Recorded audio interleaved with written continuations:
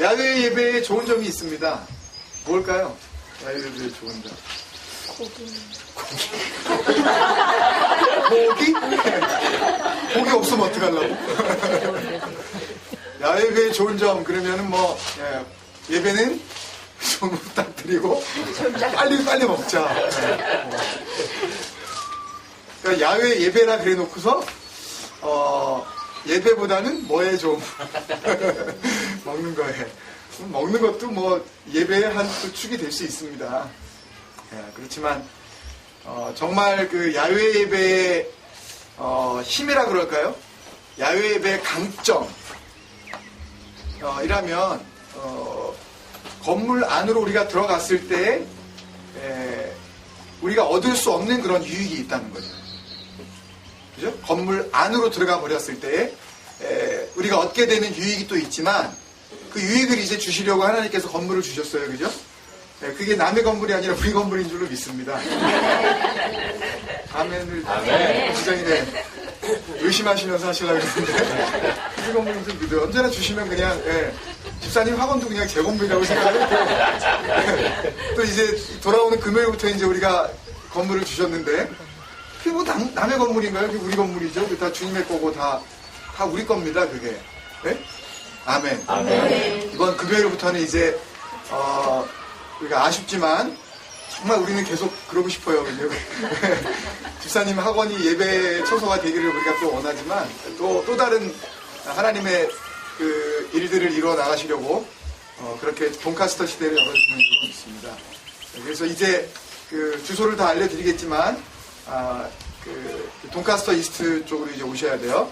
금요일부터 9시 동일한 시간에 드리고 그리고 이제 주일날 예배 드리게 되는데 1시로 이제 우리가 시간을 허락을 받았습니다. 1시까지 예배를 시작을 합니다. 그래서 시간 맞춰서 오시면 감사하겠습니다. 오늘 16번째 단락인데요. 시편 119편 16번째 단락. 나를 살아나게 하소서 25번째 시간이고요. 시편 119편이 몇 단락까지? 22단락이 있으니까 이제 얼마 안 남았어요. 그죠? 6개밖에 안 남았어요. 17, 18, 19, 20 이렇게 해가지고 6개도 아니면 이제 4개, 5개 얼마 안 남았어요. 이제 종반전으로 이제 넘어가고 있는데요. 점점 더 말씀의 이제 깊이가 더해지고 있다는 것을 우리가 이제 발견하게 됩니다. 오늘 말씀을 핵심만 말씀을 드리고 다음 주에 이 말씀을 가지고 조금 더 깊이 있게 좀 나누고자 합니다. 오늘 밖에서 너무 이렇게 그 깊이 있는 그런 신학적인 내용까지 다 이렇게 우리가 나눌 수는 없기 때문에 핵심만 우리가 나누도록 그렇게 하겠습니다. 말씀의 그 부제목을 이렇게 정해봤습니다. 말씀의 종이 될 때 나에게 일어나는 일. 말씀의 종이 될 때 나에게 일어나는 일. 이제 에덴으로도 들어갔고 그 다음에 지난주에는 또 어떤 일이 벌어졌죠? 예? 말씀이 어떻게 됐죠? 말씀이 내 말씀이 될 때 이제는 다른 어떤 그 중간에 거치는 그런 경로 없이 하나님과 나 둘 사이에 이루어지는 이 대화가 있다. 그것이 바로 말씀이 내 말씀, 나의 말씀. 그래서 처음으로 엘로힘이라는 단어가 나왔다고 말씀을 드렸죠. 나의 하나님이라는 고백이 드디어 나오기 시작을 한 겁니다. 하나님도 나의 하나님이 되어야 합니다. 물론 우리의 하나님이시지만 그 우리의 하나님인 그 하나님이 나의 하나님이 아니라면 참 큰 문제가 있습니다. 우리의 하나님이기는 원하지만 나의 하나님은 되지 마옵소서라고 말한다면 굉장히 문제가 있다고요. 우리 교회의 하나님, 우리 집의 하나님, 우리 가족의 하나님인 것까지는 내가 괜찮은데 나한테 직접적으로 역사하시는 하나님, 나하고 아주 바로바로 하나님께서 나에게 간섭하신 하나님, 이거는 내가 참 감당이 안 된다 라는 그런 신앙은 큰 문제가 있습니다. 나의 하나님이 될 때 곧 말씀은 어떤 말씀이 된다? 나의 말씀이 된다. 나의 말씀이 된다라는 그 의미를 요한복음 15장과 우리가 연결해서 나는 포도나무요 너희는 가지다, 그 말씀을 가지고 우리가 생각을 하며, 가지가 그 포도나무에 붙어있기만 하면 뭘 맺는다? 열매를 맺는다. 그러니 하나님의 말씀이 내 말씀이 된다는 그 마지막은, 그 종국은 무엇으로 연결이 되어지냐 하면 열매 맺음으로 나타나게 되어진다. 반드시 하나님의 말씀이 내 말씀이 된 사람의 삶 가운데엔 열매 맺음이 나타난다는 것입니다.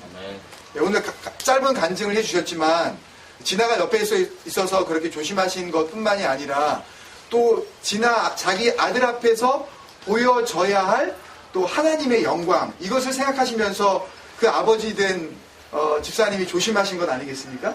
이것들이 열매예요. 삶으로 반드시 나타나야 합니다.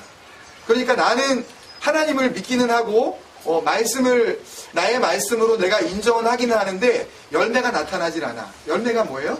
하나님의 영광인데요. 독사라고 말씀을 드렸잖아요. 하나님의 이미지가 드러나야 하는데요. 나를 이렇게 쫓아오면서 막 그렇게 별것 아닌 거 가지고 이렇게 시비를 거는 사람 앞에서 하나님의 영광이 그 짧은 순간에 어떻게 나타날 수 있죠? 하나님을 생각을 해야 해요. 이럴 때 하나님께서 나의 이 모습을 통하여 어떤 모습이 드러나기를 원하시는가 아무도 보지 않아요. 혹 그 아들 앞에서 조금 언성을 높인다 한들 아들이 그거 이해 못할까요? 이해하죠. 그렇지만 그 상황에 하나님의 영광을 생각하는 거예요. 그게 뭐라고요? 그게 열매라고요. 그게 열매예요. 하나님의 이미지를 생각하는 것.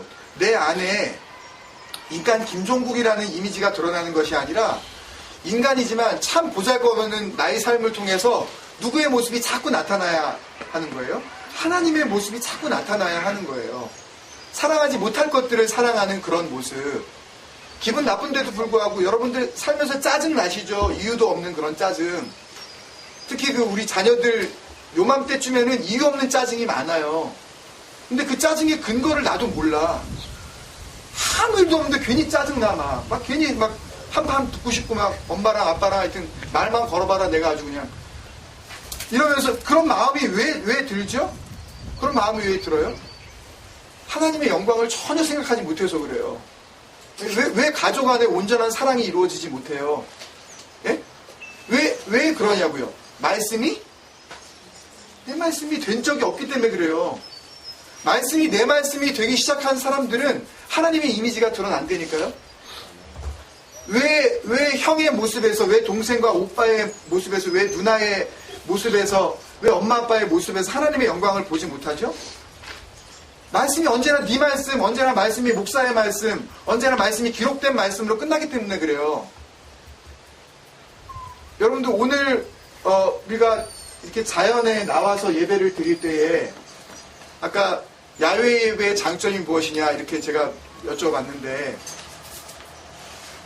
굉장히 중요한 포인트가 바로 그 부분이에요. 실내에서 우리가 드리지 않고 이렇게 자연에 나와서 예배를 드릴 때 우리가 생각해야 할 것. 저는 야외 예배를 준비하고 기도하면서 여러 그 은혜의 말씀들이 많이 그 생각이 나고 거기에 대해서 또 그 기도하게 되었지만 특별히 로마서 말씀이 그 생각이 납니다. 로마서의 말씀에 보면 로마서 한번 같이 찾아볼까요? 로마서 1장 20절 말씀. 로마서 다 찾아보세요. 영어로 찾으시면 영어로 찾아보세요. Rome chapter 1 verse 20 같이 읽습니다. 로마서 1장 20절 시작. 창세로부터 그의 보이지 아니한 것들 곧 그의 영원하신 능력과 신성이 그가 만드신 어디에? 만물에. 그 다음에 어떻게 해요? 분명히 보여 알려졌나니. 그러므로가 중요합니다. 다 분명히 나타났어요.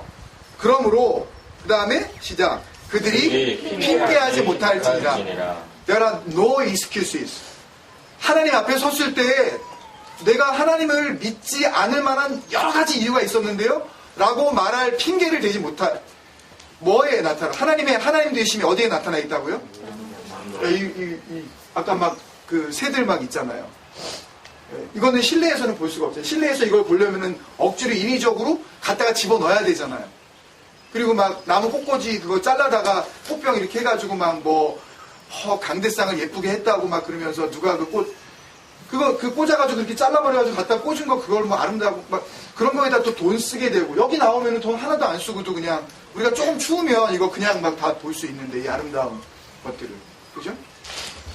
그러니까 이 야외 예배의 강점, 이 나와서 우리가 예배 드릴 수 있는 것의 이 복됨은 하나님의 하나님 되심, 그 보이지 않는 하나님의 그 영원하신 능력이 보이지 않잖아요.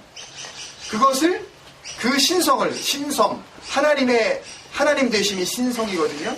사람이 사람 된 것을 인격이라 그런다면, 인성이라 그런다면, 하나님의 하나님 되심은 신성이잖아요.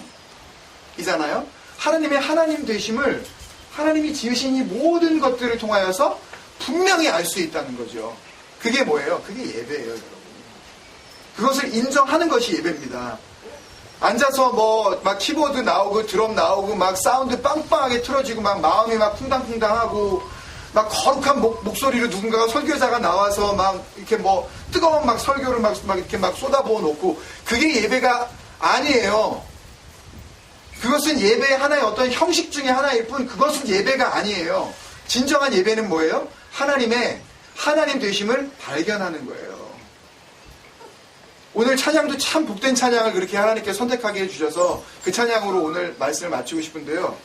말씀의 종이 될 때, 이제 어느 순간까지 가야 되냐 하면, 시편 119편에서 한 단락 안에 주의 종이라는 말이 3번이나 나온, 제일 많이 나왔거든요. 122절, 124절, 125절에 주의 종, 나는 하나님의 종입니다 라고 이렇게 이야기를 하면서 자기가 고백을 했는데, 말씀의 종이 될 때 나에게 일어나는 일, 어떠한 일이 일어나냐면요, 그것이 127절과 128절에 나와 있는데, 127절에 어떻게 해요? 맨 끝에 말만 우리가 인용을 하면 사랑하게 돼요. 뭘 사랑하게 돼요?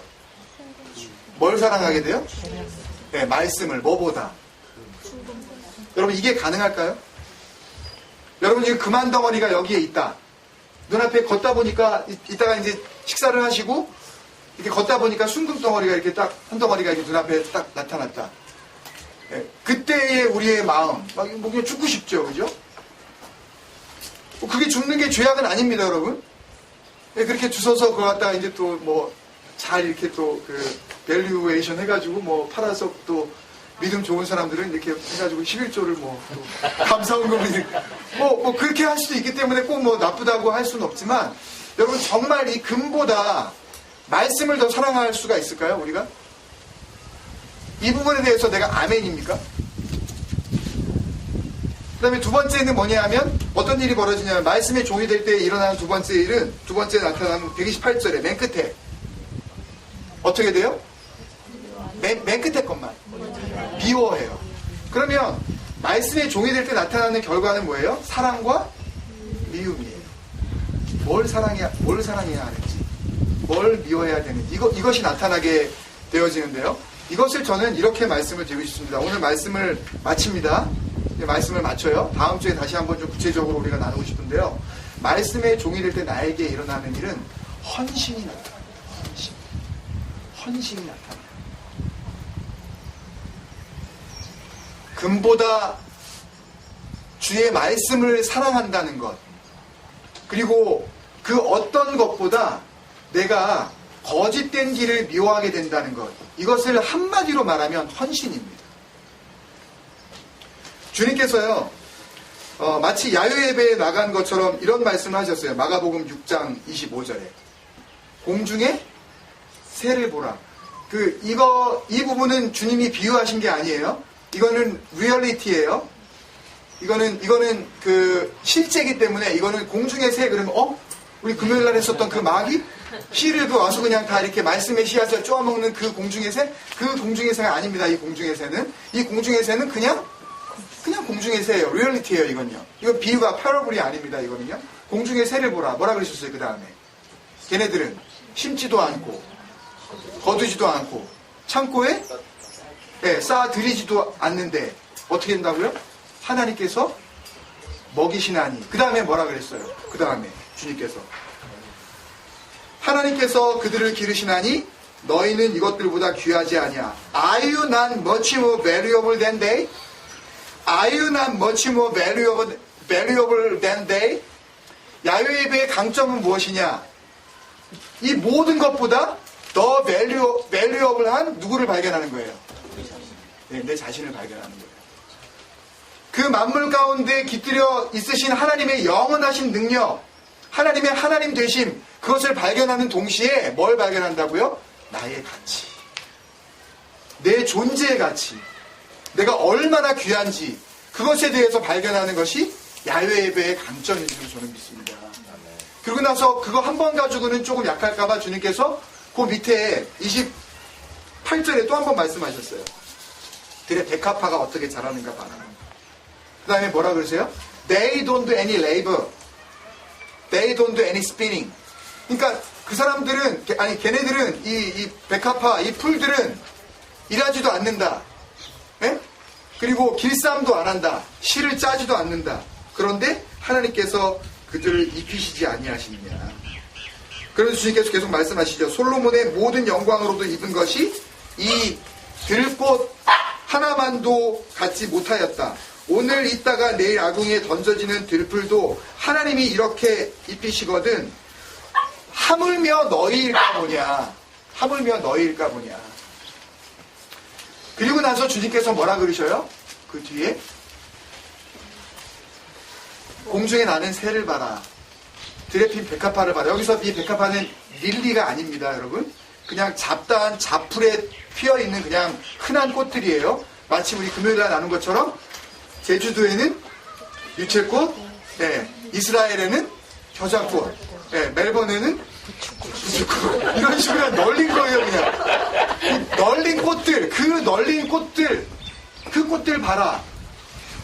너희들을 하물며 하나님께서 안 돌보시겠느냐. 그러시면서 바로 그 다음 절에 뭐라 그러셨어요? 그러므로 You don't worry about your life. 니네 삶을 위해서 걱정하지 마라. 너희들 인생을 위해서 걱정하지 마라. 하나님을 보고 우리의 가치를 발견했다면 그 다음에 우리가 해야 할 우리의 모습이 뭐라고요? 내 삶에 대해서 걱정하지 않는 거예요. 정말 하나님을 발견한 사람은요, 정말 하나님께서 나를 지으신 그 가치를 발견한 사람은요, 뭐 하지 않아? 여러분 걱정하십니까? 아직 말씀이 내 말씀을 믿지 못해서 그래요. 여러분 걱정이 아직도 있으세요? 이유는 한 가지예요. 내가 말씀에 종이 되지 않았기 때문에 그래요. 말씀에 종이 됐다고 그렇게 생각을 하셨습니까? 아직도 여러분이 worry about your life라면 여러분 아직도 멀었어요.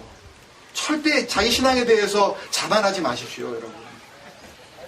말씀의 종이 되어질 때에만 일어날 수 있는 능력이 있는데요. 그것이 바로 금보다 말씀을 더 사랑하는 헌신. 다른 어떤 길을 택하지 아니하고 주님의 길을 택하면서 모든 거짓된 길, 그 길을 미워하는 헌신, 그 헌신이 나타난다는 거예요. 그렇기 때문에 걱정하지 말라 말씀하시면서 주님이 뭐라 그러셔요? 그 다음 절이 또 뭐라 그래요? 29절인가요? 마태복음 6장에 한 사람이 두 주인을 섬기지 못하리니 29절 맞습니까? 맞아요? 혹 이를 어떻게 해요? 더 미워하거나 혹 저를 더 사랑하리. 그 다음에 또 뭐라 그러셔요? 혹 이를 멸시하거나 이를 더 중히 여기거나 이를 더 경히 여깁니다. 그죠? 못 찾으시나요? 제가 잘못 말씀을 드렸나요? 마태복음 6장 24절요? 6장 24절. 같이 읽겠습니다. 시작. 한 사람이 두 주인을 섬기지 못할 것이니 혹 이를 미워하고 저를 사랑하거나 혹 이를 중히 여기고 이를 저를 경히 여기니라. 너희가 하나님과 재물을 겸하여 섬기지 못하리라. 영어 성경은 뭐라 그랬냐면요, 아주 적나라하게 해석을 정확하게 했습니다. You don't worship both God and money. 하나님과 돈을 같이 섬길 수가 없다. 뭘 사랑하느냐, 아니면 뭘 미워하느냐, 아니면 뭘 지금 중하게 여기고 있느냐, 아니면 뭘 더 가볍게 여기고 있느냐, 그것을 통해서 하나님은 예배받기를 원하셔요. 진정한 헌신이 무엇인가? 주님이 주신 말씀을 우리가 돌아가서 다시 생각해보면 돈보다, 어떤 눈에 보이는 물질보다 하나님을 더 사랑하는 것인 줄로 믿습니다. 그 하나님의 말씀, 그 하나님을 사랑하기 때문에 그 하나님께서 하신 그 모든 말씀을 사랑하는 것, 그 하나님의 말씀을 내가 분명히 사랑하기 때문에 다른 모든 것들을 다 가볍게 여길 수 있는 그런 삶, 그 삶이 바로 헌신인 줄로 믿습니다. 진정한 헌신은 그래서 어떻게 나타나야 되냐 하면 이 말씀으로 말씀을 마치고 싶은데요, 고린도후서 7장 10절로 우리가 같이 예전에 말씀을 같이 많이 나누었었는데, 이 세상 가운데 우리가 살아가면서 하나님 앞에서 헌신된 자로 살아가느냐, 아니면 하나님 앞에서 헌신되지 못한 자로 살아가느냐, 극명하게 나뉘는 기준이 있습니다. 세상 가운데 근심을 둘로 나뉘어서 이렇게 사도 바울은 고린도 교회에 알려주고 있는데요, 뭐라 그랬죠? 다시 읽어보죠. 고린도후서 7장 10절 시작. 사람이 큰 소리로 다시 시작. 하나님의 뜻대로 하는 근심은 피할 것이 없는 구원에 이르게 하는 회개를 이루는 것이요, 세상 근심은 사망을 이루는 것이니라. 여러분, 정말 헌신된 자는요, 근심을 하긴 하는데 어떤 근심? 하나님의 뜻대로 하는 근심. 근심을 하긴 하는데 하나님이 기뻐하시는 근심을 한다고요. 더 이상 근심하지 않는 근심이 있는데 그 근심이 바로 세상 근심이라고요. 그 세상 근심을 주님께서는 이 땅에 계시면서 우리에게 뭐라고 지금 마태복음에서 말씀하신 것이냐 하면, 너의 생명을 위해서 하는 모든 근심들, 네 목숨을 위해서 하는 모든 근심들, 네가 목숨을 위해서 무엇을 먹을까, 무엇을 마실까, 어떻게 하면 더 잘 살아갈까 하는 그런 걱정들, 그 다음에 몸을 위해서 무엇을 마실까 하는 그런 걱정들, 그런 걱정들의 결국은 다 뭐다? 오늘 나와 있잖아요. 10절에 그 결국은 다 뭐다? 사나토스다. 사망이다. 그거는 사망이다. 그렇기 때문에 하나님의 뜻대로 하는 근심을 통해서 우리가 얻을 수 있는 유익이 11절에 나와 있죠. 고린도후서 7장 11절. 같이 읽겠습니다. 시작. 보라, 하나님의 뜻대로 하게 된 이 근심이 너희로 얼마나 간절하게 하며, 얼마나 변증하게 하며, 얼마나 분하게 하며, 얼마나 두렵게 하며, 얼마나 사모하게 하며, 얼마나 열심히 있게 하며, 얼마나 벌하게 하였는가. 너희가 그 일에 대하여 일체 너희 자신의 깨끗함을 나타내었느니라. 모든 감정이 다 드러납니다. 하나님의 뜻대로 하게 된 근심으로 말미암아 간절하게도 되고요. 오늘 본문을 한번 잘 묵상해 보시면 왜 이 본문에 나와 있는 시인이 그렇게 하나님 앞에 그 하나님의 말씀을 피곤할 정도로 사모했는지 그 이유를 우리는 알 수 있었던 것입니다. 왜요? 하나님의 뜻대로 근심하고 있었기 때문에. 왜 이 시인이 그렇게 다른 모든 것들을 미워했는지, 그렇게 얼마나 분하고 또 얼마나 두려워했는지, 또 얼마나 사모했는지 그 이유를 우리는 이제서야 알게 됩니다. 이 시인은 말씀의 종이 되었던 것입니다. 말씀이 원하는 대로, 말씀이 기대하는 대로, 말씀이 정말 소망하였던 대로 그렇게 살아가고 있었던 그 삶을 통하여 진정한 헌신이 나타나고 있었다는 것이죠. 오늘 야외 예배 두 번째 시간, 이제 하나님께서 우리에게 주신 예배 처소의 그 건물로 들어가기에 앞서 다시 한번 우리가 야외에서 우리의 믿음을 다지는 그런 기회가 됐으면 좋겠는데요. 특별히 말씀을 마무리하면서 여러분 근심하지 마십시오. 더 이상 걱정하지 마세요. 특히 내 삶의 문제를 두고 걱정하시는 그 모든 근심으로부터 오늘 야외 예배를 통하여서 완전히 자유함을 얻으시기를 바랍니다.